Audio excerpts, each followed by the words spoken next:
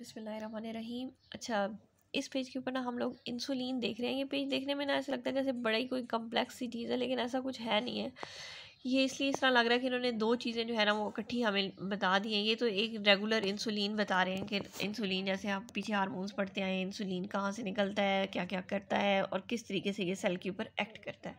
और ये साथ इधर की जो ऐसे लगता है मुश्किल मुश्किल सी बातें लिखी हुई हैं, ये कोई मुश्किल बातें नहीं है, ठीक है। ये ग्लूकोज ट्रांसपोर्टर्स बताए हुए हैं इन्होंने कि ग्लूकोज जो है वो जब आपकी बॉडी के अंदर आ गई, आपकी गट में आ गई, एब्जॉर्ब हो गई, उसके बाद वो टारगेट टिश्यूज़ और टारगेट सेल्स में किस तरीके से पहुंचेगी, ठीक है।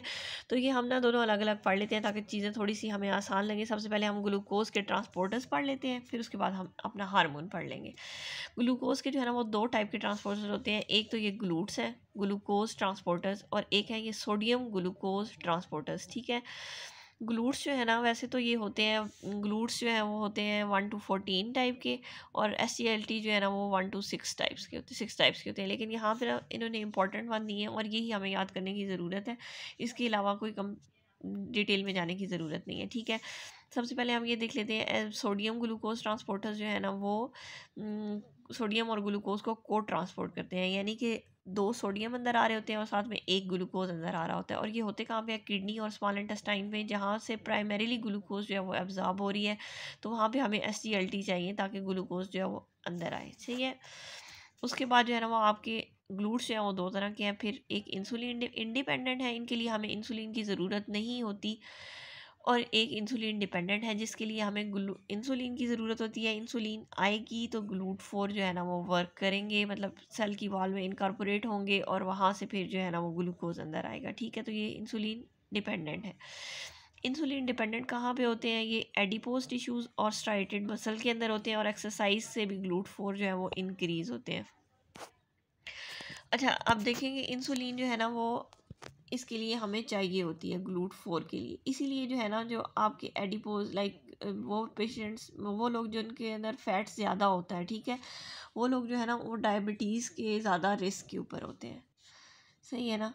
तो ये इसकी जो है ना वो हम आगे डायग्राम के अंदर देखेंगे कि ये किस तरीके से इनकॉर्पोरेट होते हैं इंसुलिन के आने के बाद, लेकिन वो हम इंसुलिन के साथ पढ़ेंगे। अब जो है ना वो इंसुलिन इंडिपेंडेंट को ट्रांसपोर्टर्स यहाँ पे जो है 3-4 टाइप के बताए हुए हैं। GLUT1 जो है वो RBCs, ब्रेन, कॉर्निया और प्लेसेंटा के अंदर होते हैं। GLUT2 जो है ना वो इसमें एक इम्पॉर्टेंट बात है, GLUT2 का इन्होंने एक निमोनिक दिया हुआ है बाई डायरेक्शनल। एक तो बीटा जो है वो भी टू के साथ आप उसको कर सकते हैं, बीटा आइलेट सेल्स। लिवर के 2 लोब्स होते हैं, किडनी जो है वो 2 होते हैं, हमारे GIT ट्रैक्ट 2 वे स्ट्रीट है, ठीक है। तो ये GLUT2 है। अब GLUT2 की जो है ना वो एक इम्पॉर्टेंट बात है, वो क्या है कि ना GLUT2 खुद तो जो है ना वो होते हैं इंसुलिन इंडिपेंडेंट, लेकिन ये इन्वॉल्व होते हैं इंसुलिन सिक्रीशन के लिए, ठीक है। मतलब इंसुलिन की सिक्रीशन कहाँ पे होती है? बीटा आइलेट सेल्स के अंदर। अब वहाँ पे GLUT2 होंगे, ग्लूकोज अंदर आएगा तो इंसुलिन जो है ना वो बाहर निकलेगी, ठीक है ना। ये हम नीचे इस सेल के अंदर यहाँ पे ये देख लेते हैं साथ ही। ये देखें, ये एक पैंक्रियाटिक बीटा सेल इन्होंने दिखाया हुआ है, ये GLUT2 है। यहाँ से ग्लूकोज अंदर आया, ग्लाइकोलाइसिस हुई, ATP इंक्रीज़ हुए, ATP जब इंक्रीज़ हुए तो पोटाशियम चैनल ओपन हुए और पोटाशियम गया बाहर, कैल्शियम आया अंदर, डीपोलराइजेशन हुई और कैल्शियम अंदर आया, इंट्रासेलुलर कैल्शियम इंक्रीज़ हुआ। तो ये जो इंसुलिन ग्रैन्यूल्स जो है ना उनकी एक्सोसाइटोसिस हुई और इंसुलिन जो है वो आपकी ब्लड स्ट्रीम के अंदर चली गई। यानी कि इंसुलिन इंडिपेंडेंट होते हैं GLUT2, लेकिन इंसुलिन की सिक्रीशन डिपेंडेंट होती है GLUT2 के ऊपर, सही हो गया। फिर आपके GLUT3 हैं, ये ब्रेन और प्लेसेंटा के अंदर होते हैं। GLUT5 फ्रुक्टोज, आप इस तरह याद रख सकते हैं कि FR फ्रुक्टोज, ये spermatocyte, seminiferous tubules, GIT tract और ये हेपेटोसाइट्स के अंदर भी होते हैं, यहाँ पे लिख लें आप, ठीक है। अब ब्रेन जो है वो प्रेफर करता है ग्लूकोज को as a source of energy, लेकिन जब स्टारवेशन होती है तो फिर ये कीटोन बॉडीज़ भी यूज़ कर लेता है। RBCs ग्लूकोज ही यूज़ करते हैं क्योंकि इनके अंदर माइटोकॉन्ड्रिया नहीं होता और एरोबिक मेटाबॉलिज्म होती है, ठीक है। ये MCQ पॉइंट है, ये MCQs आते हैं ये दोनों, ठीक है। ये एक उन्होंने निमोनिक दिया हुआ इंसुलिन इंडिपेंडेंट ग्लूकोज का, आप इससे याद रख सकते हैं। अच्छा, ये तो बातें हो गई थी ग्लूकोज ट्रांसपोर्टर्स की। अब हम आते हैं अपने हार्मोन की तरफ। हार्मोन हमारा कहाँ पे पैदा हो रहा था? बीटा सेल्स ऑफ पेंक्रियाज में। उसके एंडोप्लाज्मिक रेटिक्यूलम के अंदर एक चीज़ बनती है प्रेप्रो इंसुलिन, उसकी होती है क्लीवेज, साथ में से प्री सिग्नल हटता है, प्रो इंसुलिन बचता है। प्रो इंसुलिन जो है ना वो स्टोर हो जाता है सिक्रीटरी ग्रैन्यूल्स के अंदर। प्रो इंसुलिन की क्लीवेज हुई तो उससे जो है ना वो ये प्रो इंसुलिन उन्होंने दिखाया हुआ है जिसमें सी पेप्टाइड और इंसुलिन है। ये पिंक पिंक सी पेप्टाइड और येलो येलो जो है वो इंसुलिन है। जब प्रो इंसुलिन की क्लीवेज हुई, सी पेप्टाइड और इंसुलिन अलग हो गए और इनकी जो है ना वो एक्सोसाइटोसिस हो जाती है। अच्छा, अब इसमें यह है कि आपका सल्फोनाइल यूरिया और इंसुलिनोमा के अंदर सी पेप्टाइड और इंसुलिन दोनों इंक्रीज़ होते हैं, क्योंकि सल्फोनाइल यूरिया जो है ना वो आपकी इंटरनल आपकी अपनी इंसुलिन जो है ना पेंक्रियाज की उसको ज़्यादा करवा रहा है, और इंसुलिनोमा के अंदर भी जो है ना वो इंक्रीज़ होगी इंटरनल इंसुलिन। लेकिन जब बाहर से एक रेडीमेड इंसुलिन दी जाती है तो उसका सी पेप्टाइड जो है ना वो नहीं होता, क्योंकि वो इस मेथड के ज़रिए तो नहीं बन रही ना, वो तो ऑलरेडी आप एक बनी बनाई इंसुलिन दे रहे हैं। तो अगर आपने चेक करना हो कि ये एक्सोजीनस इंसुलिन है या फिर जो है वो इंटरनल इंसुलिन है, तो उसके लिए हम लोग सी पेप्टाइड को देखते हैं। ठीक है।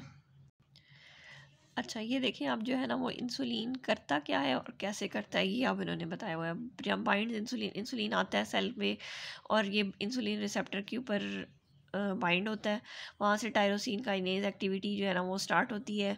उससे क्या होता है कि ग्लूकोज अपटेक कैरियर मीडिएटेड, यानी कि ये ट्रांसपोर्टर्स के ज़रिए ग्लूकोज अंदर आएगा। अच्छा जी, तो क्या बात हो रही थी कि इंसुलिन जो है ना वो आया है, वो इंसुलिन रिसेप्टर के साथ बाइंड किया है। ठीक है, टायरोसिन काइनेज एक्टिविटी स्टार्ट हुई है, यानी कि ऑटोफॉस्फोराइलेशन जिसको आप कहते हैं। ठीक है, और उससे क्या होता है कि ग्लूकोज अपटेक होती है, कैरियर मीडिएटेड ट्रांसपोर्ट होती है। ठीक है, हमने पहले देख लिया इंसुलिन डिपेंडेंट टिश्यू के अंदर। ठीक है, और उसके बाद जीन ट्रांसक्रिप्शन वगैरह होती है, और जो भी इंसुलिन ने एनाबॉलिक इफेक्ट्स करने होते हैं, जो कुछ बनाना होता है, वो सारा कुछ होता है। ठीक है ना। ग्लूकोज ट्रांसपोर्ट इंक्रीज करती है स्केलेटल मसल और एडिपोज टिश्यू के अंदर। ग्लाइकोजन की सिंथेसिस करवाती है, ग्लाइकोजन जो है वो ग्लूकोज का स्टोरेज फॉर्म है।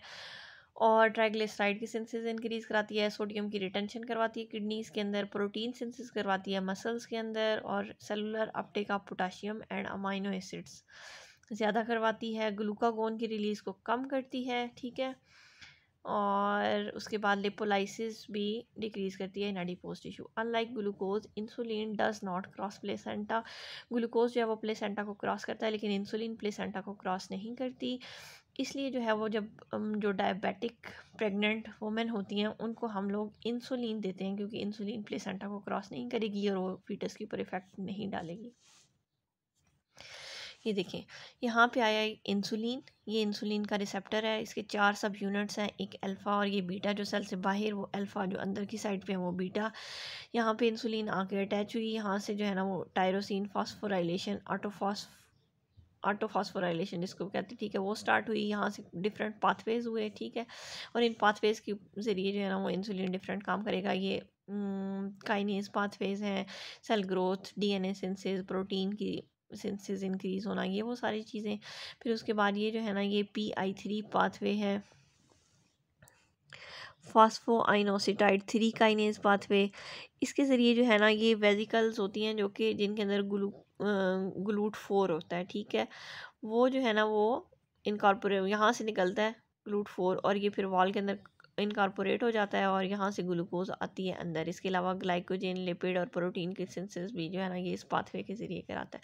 तो इससे हमें पता चलता है कि ये जो GLUT4 है ना ये इंसुलिन डिपेंडेंट है, यानी इंसुलिन अंदर आई और फिर GLUT4 जो है वो वॉल के अंदर इनकॉर्पोरेट हुआ और यहाँ से ग्लूकोज अंदर आया। ठीक है, बाकी जो दूसरे वाले GLUT1 2 3 5 वगैरह थे वो इंसुलिन डिपेंडेंट नहीं होते, वो वैसे ही मतलब सेल के अंदर जो है ना उनको इंसुलिन की ज़रूरत नहीं होती सेल की वॉल में इनकॉर्पोरेट होने के लिए। सही हो गया। अच्छा, ग्लूकोज जो है ना वो मेजर रेगुलेटर है इंसुलिन रिलीज़ का, ये बात हमें पता है। Insulin increase insulin response with oral versus IV glucose. अच्छा, ये एक इम्पॉर्टेंट MCQ का पॉइंट है कि आपकी जो है ना वो इनक्रेटन्स होते हैं जो कि GLP और GIP उससे रिलेटेड है। ठीक है, ओरल ग्लूकोज जो है ना वो मोर पावरफुल स्टिमुलेंट है इंसुलिन का की सिक्रीशन के लिए देन IV। क्यों? क्योंकि जी ग्लूकोज जो है ना वो ऑरल ग्लूकोज स्टिमुलेट करता है सिक्रीशन ऑफ GIP और GLP जो कि GIT के हार्मोन्स हैं, और वो स्टिमुलेटरी इफेक्ट डालते हैं इंसुलिन की सिक्रीशन के ऊपर। ठीक है, जबकि IV ग्लूकोज जो है वो तो गट में उस तरह नहीं जाती और गट के हार्मोन GIP रिलीज वगैरह नहीं होते। ठीक है, अच्छा, जीआईपी और जीएलपी जो है ना, ये इंक्रीटन्स है। इंक्रीटन्स के नाम के अंदर इसका है इंक्रीज इंसुलिन, ठीक है, ये इसका फंक्शन है।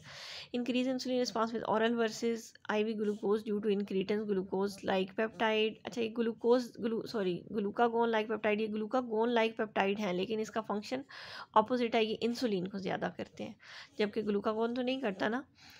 Glucose independent insulinotropic peptide GIP भी है, which are related after meals and increase B cell activity to glucose release, decrease by alpha and increase by beta stimulation। ठीक हो गया। ये वही बात है जो पहले हमने पढ़ी थी कि यहाँ से जो है वो GLUT2 के ज़रिए ग्लूकोज अंदर आया, ATP इंक्रीज़ हुई, पोटाशियम चैनल जो है ना वो क्लोज़ हुए और डिपोलराइजेशन हुई, सही हो गया। और उसके बाद voltage gated calcium channel open हुए और इन्फ्लक्स हुआ, इंसुलिन की एग्जोसाइटोसिस हुई, ठीक है। ये सारा हमने पहले पढ़ लिया।